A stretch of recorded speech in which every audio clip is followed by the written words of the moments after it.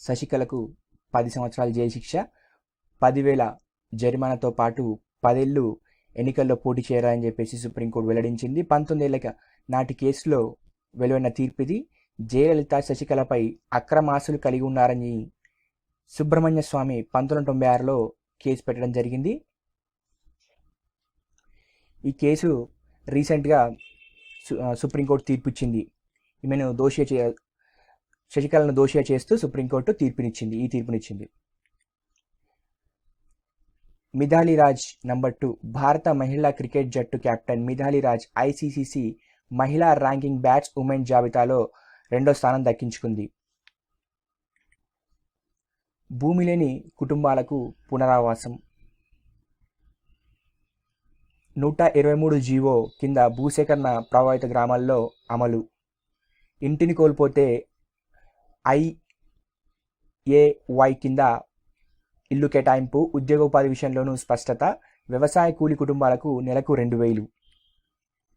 GO number 123ని high court కొట్టివేయడం జరిగింది. ఎందుకంటే 298 ప్రకారం భూమిని విక్రయించడానికి ముందుకు వచ్చిన వారితో ఒప్పందం చేసుకునే అధికారం ఉన్నప్పటికీ భూసేకరణ చట్టంలోని షెడ్యూల్ 2, 3 పునర్నిర్మాణ ప్రయోజనాలు కల్పించకుండా భూమిని తీసుకోరాదు. ప్రత్యేక ప్రధాన కార్యదర్శి ఎస్కే జోషి జీవో నంబర్ 38ని జారీ చేశారు.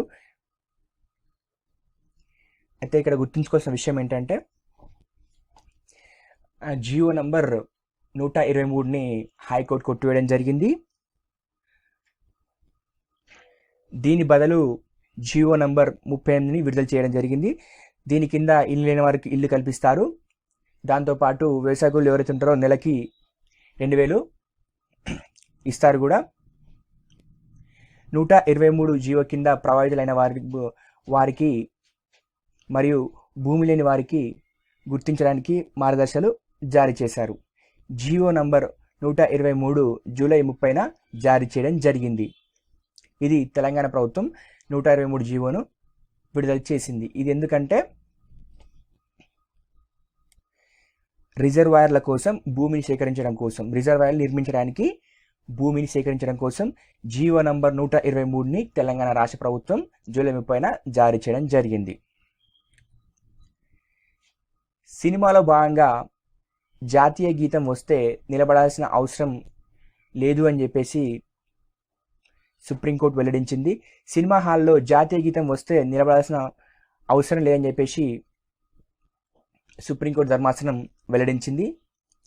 తాజా స్పష్టత మేరకు ప్రేక్షకులు సినిమా ప్రారంభానికి ముందు జనగణమన ఆలాపన సమయంలో నిలబడితే చాలని చెప్పేసి సుప్రీంకోర్టు వెల్లడించింది.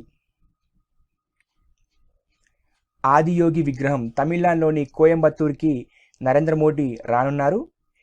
ఇక్కడికి వెలియంగిరి కొండల సమీపంలోని ఈషా యోగ కేంద్రంలో 112 అడుగుల ఎత్తైన ఆదియోగి శివుడి విగ్రహాన్ని మోడీ ప్రారంభించనున్నారు. సచిన్ టెండూల్కర్ మరో గ్రామాన్ని దత్తత తీసుకున్నారు. భారత క్రికెట్ దిగ్గజం రాజ్యసభ ఎంపీ సచిన్ టెండూల్కర్ ఆదర్శ గ్రామ యోజన పథకం కింద మహారాష్ట్రలోని ఉస్మానాబాద్లో దౌంజా అనే గ్రామాన్ని దత్తత తీసుకున్నారు. ఇప్పటికే ఈయన నెల్లూరు జిల్లాలోని పుట్టమరాజు కండ్రింగ అనే గ్రామాన్ని దత్తత తీసుకున్నారు.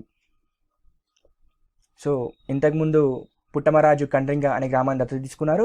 ప్రస్తుతం ఉస్మానాబాద్ సమీపంలోని దౌంజా అనే గ్రామాన్ని దత్తత తీసుకున్నారు.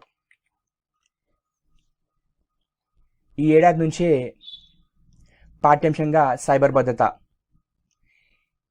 ఏపీ సైబర్ రక్షణ 2017 విధాన ప్రకటన. 2017 సంవత్సరాన్ని ఈ ప్రగతి సంవత్సరంగా ఏపీ ప్రభుత్వం గుర్తించింది. సైబర్ భద్రతను పాఠ్యాంశంగా ఏపీ ప్రభుత్వం చేర్చనుంది. PSLV C-37 విజయవంతం. మొత్తం బరువు 320 టన్నులు, ఎత్తు 44.4 మీటర్లు, వ్యాసం 2.8 మీటర్లు. ఇందులో ఘన ద్రవ ఇంధనాలు ఒకదాని తర్వాత ఒకటి ఉంటాయి. తాజాగా ప్రయోగించిన ఈ ప్రయోగంలో 104 ఉపగ్రహాలతో కూడిన ఉపగ్రహాలు ఉన్నాయి. ఇందులో భారత్కి చెందినవి 3. అవి కార్బోసాట్ 2, INS-1A, INS-1B. విదేశీ ఉపగ్రహాలు 101, అందులో అమెరికాకు చెందినవి 96. అమెరికాకు చెందినవే అత్యధికంగా ఉన్నాయి. Israel 1, Kazakhstan 1, Netherland 1, Switzerland 1, UAE 1. ISRO నేటి వరకు 226 ఉపగ్రహాలను ప్రయోగించింది.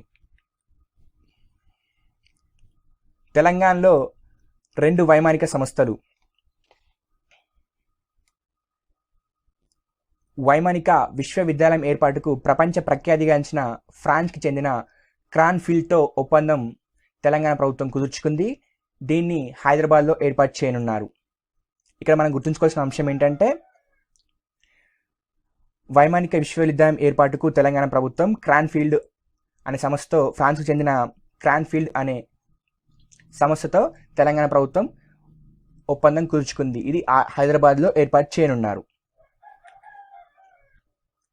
అంతర్జాతీయ ఇమేజ్ సిటీగా హైదరాబాద్. రాయదుర్గంలో 6.5 ఎకరాల్లో ఏర్పాటు. ఇది పీపీపీ విధానంలో ఏర్పాటు. పీపీపీ అంటే ప్రభుత్వ రంగం కొంత ఉంటుంది, ప్రైవేట్ రంగం కొంత ఉంటుంది. తెలంగాణను యానిమేషన్ గేమింగ్ రంగానికి ప్రపంచ స్థాయి కేంద్రంగా ఇమేజ్ సిటీని నిర్మించాలని చెప్పేసి తెలంగాణ ప్రభుత్వం నిర్ణయించింది. తెలంగాణ గ్రంథాలయ పరిషత్ చైర్మన్గా ఆయా చిత్తం శ్రీధర్ నియమితులయ్యారు. 5 సుప్రీంకోర్టు న్యాయమూర్తుల ప్రమాణ స్వీకారం. వీరిలో 4 వివిధ హైకోర్టు సీజేలుగా కావడం గమనార్హం. జస్టిస్ సంజయ్ కిషన్ కౌల్, ఈయన మద్రాస్ సీజేగా పనిచేశారు. సీజే అంటే చీఫ్ జస్టిస్ అని.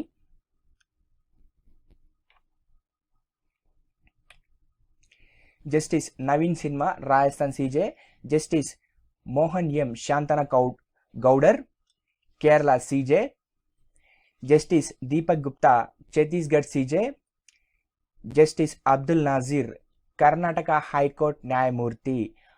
జస్టిస్ అబ్దుల్ నాజీర్ ఇతను ఒక్కడు మాత్రమే కర్ణాటక హైకోర్టు న్యాయమూర్తి. మిగతా వాళ్ళంతా సీజేలు, ప్రధాన న్యాయమూర్తులు. ఈయన న్యాయమూర్తి, ఈయనొక్కడు. ఎస్బీఐలో అనుబంధ బ్యాంకుల విలీనం.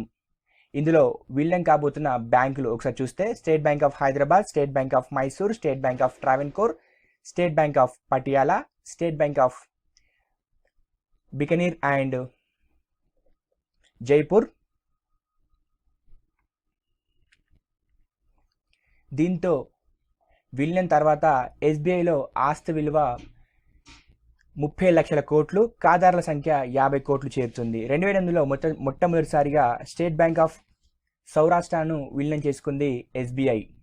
తర్వాత 2 సంవత్సరాల తర్వాత, అనగా 2010లో స్టేట్ బ్యాంక్ ఆఫ్ ఇండోర్ని విలీనం చేసుకుంది ఎస్బీఐ. ఐఎస్ఐఎస్ నెత్తుటి దాహం. పాకిస్తాన్ దర్గాలో ఆత్మాహుతి దాడి, 100 మంది బలి. దీంతో పాటు ఇరాక్లో కూడా కార్ బాంబు పేలుడు జరిగింది. దీనిలో 51 మంది మృతి చెందారు. ఇది మనకు డిజాస్టర్ మేనేజ్మెంట్లో వస్తుంది. ఈ విషయాన్ని గుర్తుపెట్టుకోవాలి. ఆఫ్రికాలోని బుర్కినా పాసో దేశం మోనోషాంటాను అనే ఒక బీటీ వంగడానికి వణుకు పుట్టించింది ఈ దేశం. నల్గొండ రైతుల ఆత్మహత్యలను పరిశీలించడానికి ఆ దేశం నుంచి ప్రతినిధి బృందం నల్గొండకు వచ్చింది. ఇక్కడ వీరి ఆత్మహత్యలను అధ్యయనం చేసి ఆ దేశంలో మోనోషాంటో అనే బీటీ వంగడాన్ని నిషేధించింది. ఈ బీటీ వంగడం వాడడం ద్వారానే ఆత్మహత్యలు పెరుగుతున్నట్టు ఈ బృందం గుర్తించింది. ఆ దేశంలో మొత్తం 70% సాగులో మొత్తం పత్తిని పండిస్తున్నారు. ఇది ఆ దేశంలో 1,70,00,000 జనాభా ఉంది.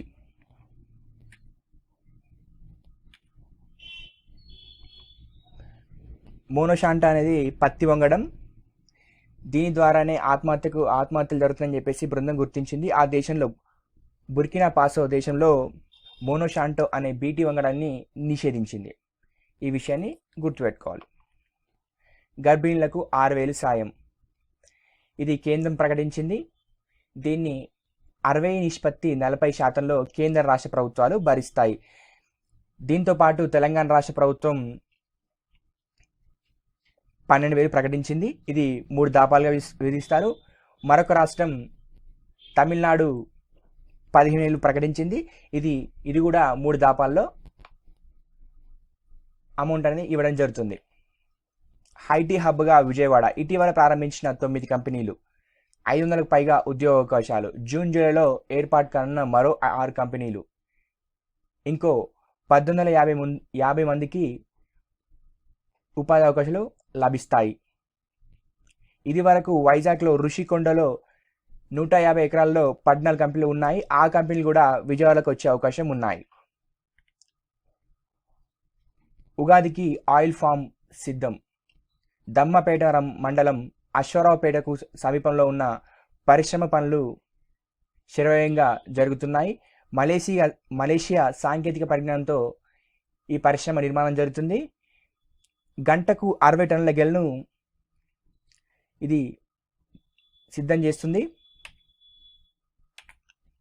ఇది పూర్తి ప్రభుత్వ రంగంతో నడుస్తున్న సంస్థ. ఇది ప్రభుత్వ రంగ సంస్థ అని చెప్పేసి గుర్తుపెట్టుకోవాలి. ఇది తెలంగాణ ప్రభుత్వం నిర్మిస్తున్న ప్రభుత్వ రంగ సంస్థ అని చెప్పేసి గుర్తుపెట్టుకోవాలి.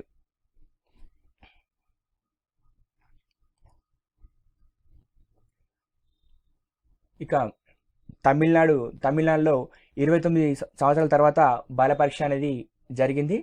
అది ఎప్పుడెప్పుడు జరిగిందో అని చెప్పేసి ఒకసారి చూద్దాం. 1952లో మొట్టమొదటిసారి జరిగింది. అరుపుకొట్టెలో జరిగిన ఉప ఎన్నికల్లో పాలక కాంగ్రెస్ అభ్యర్థి ఓడిపోయారు. దీంతో పాటు ముఖ్యమంత్రి రాజీనామా కూడా చేశారు. ఈ రాజీనామాపై కొన్ని విమర్శలు కూడా వచ్చాయి. శాసనసభలో జరిగిన అవిశ్వాస తీర్మానాన్ని తొలిసారిగా తమిళనాడులో ప్రవేశపెట్టారు. శాసనసభలో 375 స్థానాలుంటే 200 మంది మద్దతుతో రాజాజీ నెగ్గారు. ఇంకా సెకండ్ టైం చూసినట్టయితే మనకు 1972లో వచ్చింది. సీఎం కరుణానిధి డిఎంకే కోశాధికారి పదవి నుంచి ఎంజీఆర్ను తొలగించారు. పలువురు శాసనసభలో అవిశ్వాస తీర్మానాన్ని ప్రవేశపెట్టారు. మూడోసారి 1988లో ఎంజీఆర్ మరణించిన తర్వాత డిఎంకే పార్టీలో జయలలిత వర్గం, జానకి రామచంద్ర వర్గం చీలిపోయాయి. ఇప్పుడు ఫోర్త్ టైం రీసెంట్గా 2016 పన్నీర్ సెల్వం, ఎడికే పళనిస్వామి మధ్య అవిశ్వాస తీర్మానం వచ్చింది. ఇది తమిళనాడు రావడం 4వసారి అని చెప్పేసి గుర్తుపెట్టుకోవాలి. 8వ ఖండంగా జీలాండియా. ఇది అన్ని ఖండాలకు పైకి కనిపించదు. ఇది అన్ని ఖండాల్లాగా పైకి కనిపించదు. 94% వరకు ఇది నీటిలోనే మునిగి ఉంటుంది. దీన్ని జియోలాజికల్ సొసైటీ ఆఫ్ అమెరికా పత్రికలో ప్రచురితమైన పత్రంలో దీని వివరాలు వివరించడం జరిగింది. పసిఫిక్ మహాసముద్రంలో నైరుతి భాగాన 50 లక్షల చదరపు కిలోమీటర్ల మేరకు ఇది విస్తరించింది. సో ఇక్కడ మనం గుర్తుంచుకోవాల్సిన అంశం ఏంటంటే 8వ ఖండంగా జీలాండియా అని చెప్పేసి మనం గుర్తుపెట్టుకోవాలి. ఇది పసిఫిక్ మహాసముద్రంలో నైరుతి భాగాన 50 లక్షల కిలోమీటర్ల మేరకు ఇది విస్తరించిందని చెప్పేసి మనం గుర్తుపెట్టుకోవాలి. ఇది అన్ని ఖండాల్లాగా పైకి కనిపించదు. 94% పైగా నీటిలోనే ఉంటుంది. దీన్ని జియోలాజికల్ సొసైటీ ఆఫ్ అమెరికా పత్రికలో దీని వివరాలు ప్రచురించడం జరిగిందని చెప్పేసి గుర్తుంచుకోవాలి. ఐఎన్ఎస్వి తరిణి నేవీలో చేరిక. గోవాలోని దివార్ ఆక్వారిన్ షిప్ యార్డ్ ప్రైవేట్ లిమిటెడ్లో నిర్మితమైన ఈ నౌక భారత నౌకాదళ వైస్ అడ్మిరల్ సునీల్ లంబా చేతుల మీదుగా ప్రారంభమైంది. ఇది వెసెల్ లోహంతో నిర్మితమైంది. ఈ వెసెల్ రూపకల్పనకు నెదర్లాండ్ సహాయం చేసింది.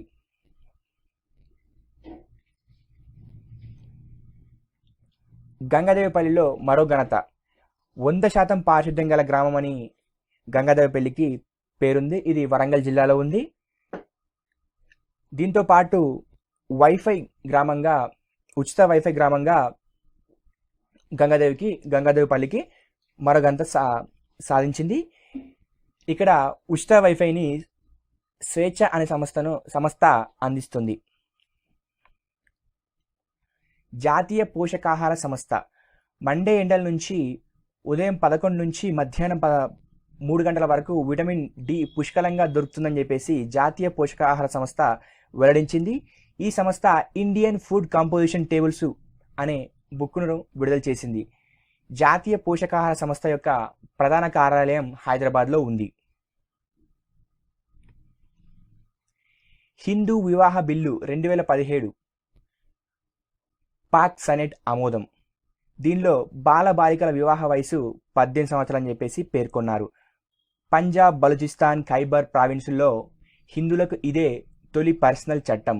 సింధ్ ప్రావిన్స్లో మాత్రం ఇప్పటికే ఓ చట్టం అమల్లో ఉంది. ఈ నిబంధన ప్రకారం భాగస్వామి మతం మారితే విడాకులు కోరుతూ కోర్టును ఆశ్రయించవచ్చు. దక్షిణాసియా సభాధిపతుల సదస్సు ఇది మధ్యప్రదేశ్లోని ఇండోర్లో జరిగింది. ఈ సదస్సుకి పాకిస్తాన్, మయన్మార్ రెండు కూడా రాలేదు.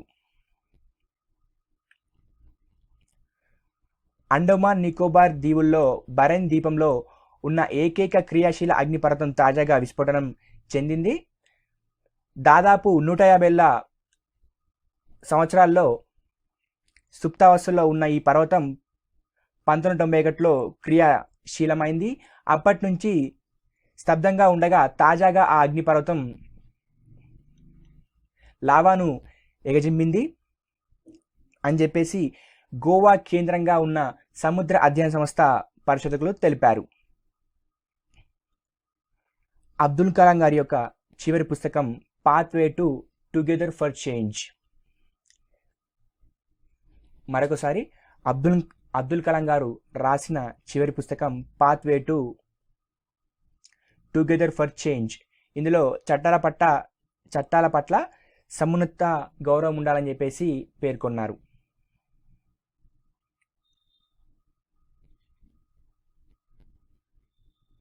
మాజీ సిజేఐ కబీర్ ఆల్తమస్ మృతి చెందారు. ఈయన భారత చీఫ్ జస్టిస్గా 2012 సెప్టెంబర్ నుంచి 2013 జూలై 29 వరకు భారత చీఫ్ జస్టిస్గా పనిచేశారు. ఈయన స్వస్థలం కోల్కతా. భారత్లో గ్రెనేడ్లను మోసుకెళ్లగల డ్రోన్లను తయారు చేశారు. నేషనల్ సెక్యూరిటీ గార్డ్స్ పొదిలో సరికొత్త అస్త్రాలు. వీటి విలువ ఒక్కొక్కటి 76 లక్షలు. వీటి ముందు ఈ గ్రెనేడ్ల ముందు ఈ డ్రోన్ల ముందు పిస్తోళ్ళు, కెమెరాలు ఉంటాయి. సో ఇక్కడ మనం గుర్తుంచుకోవాల్సిన విషయం ఏంటంటే గ్రెనేడ్లను మోసుకెళ్ళగల డ్రోన్లను భారత్ తయారు చేసింది. దీనికి ఎనర్జీ వాళ్ళకు భారత ప్రభుత్వం అందజేస్తుంది. వీటి విలువ ఒక్కొక్కటి విలువ 76 లక్షలు. ఈ డ్రోన్ల ముందు కెమెరాలు, పిస్తోళ్ళు అమర్చి ఉంటాయి. గుజరాత్లో జరుగుతున్న పబ్లిక్ సర్వీస్ కమిషన్ల జాతీయ సదస్సులో స్టాండింగ్ కమిటీ చైర్మన్గా గంటా చక్రపాణి గారు ఏకగ్రీవంగా ఎన్నికయ్యారు. గన్నవరం విమానాశ్రయం నుంచి వారణాసికి విమాన సర్వీసులను ప్రారంభించడం జరిగింది.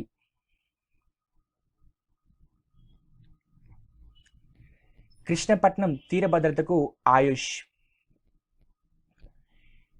ఎఫ్పివి రాకతో నెల్లూరు జిల్లా కృష్ణపట్నంకు రేవు తీర భద్రత సహకారం కానుంది. సో కృష్ణపట్నం తీర భద్రతకు ఆయుష్ అనే నౌక ఉందని చెప్పేసి గుర్తుపెట్టుకోవాలి. తెలంగాణ ప్రభుత్వం ప్రత్యేక ఆర్థిక సహకార సంస్థను అత్యంత వెనుకబడిన కులాల కోసం ఏర్పాటు చేయనున్నారు. సో ఇక్కడ గుర్తుంచుకోవాల్సిన అంశం ఏంటంటే తెలంగాణ ప్రభుత్వం అనేది ప్రత్యేక ఆర్థిక సహకార సంస్థను అత్యంత వెనుకబడిన కులాల కోసం తెలంగాణ ప్రభుత్వం ఏర్పాటు చేయనుందని చెప్పేసి ఇక్కడ గుర్తుంచుకోవాలి. నాగాలాండ్ కొత్త ముఖ్యమంత్రిగా షుర్వోజేలి లిజిచ్చు. నాగాలాండ్ ముఖ్యమంత్రిగా ఉన్న టిఆర్ జేయంగ్ తన పదవికి రాజీనామా చేశారు.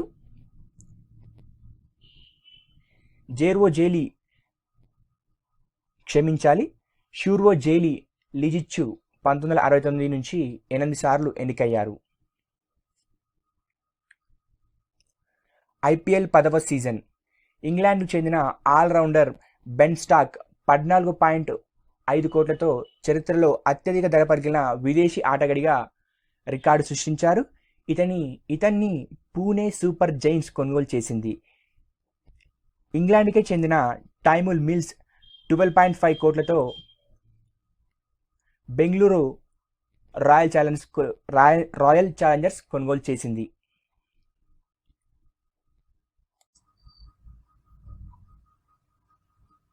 సాదియా అనే పథకాన్ని కేంద్ర ప్రభుత్వం ప్రవేశపెట్టడం జరిగింది. ఈ పథకం యొక్క ముఖ్య ఉద్దేశం ఏంటంటే కౌమార వయసులో ఉన్న బాలబాలికలకు రకరకాల సందేహాల్ని తీర్చేందుకు కేంద్రం ఈ కార్యక్రమాన్ని ప్రవేశపెట్టడం జరిగింది. Thanks for watching. Please subscribe my channel.